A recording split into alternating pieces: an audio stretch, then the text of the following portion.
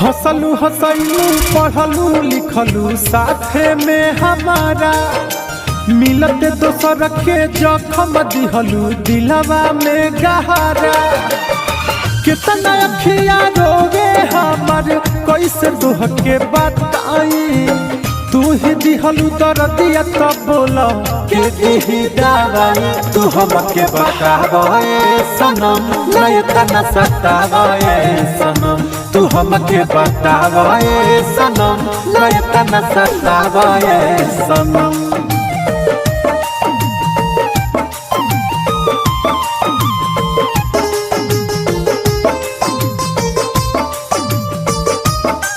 Music by Anup Kushwaha।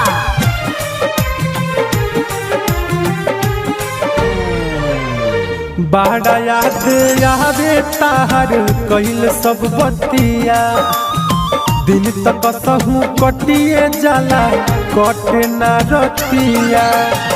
बाड़ा याद आवे ताहर कइल सब बतिया, दिन तक सहू कटिए जाला कटे न रतिया।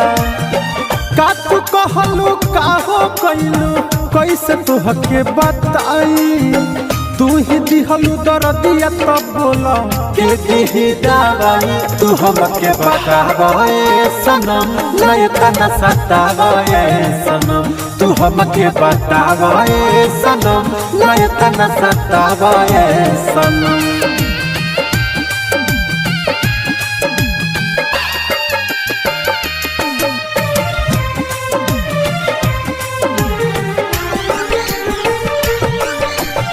प्यार के रुगवा बहुर बाटे अब बुझाता, जनती ऐसन करबू तो हसे जोड़ती ना नाता।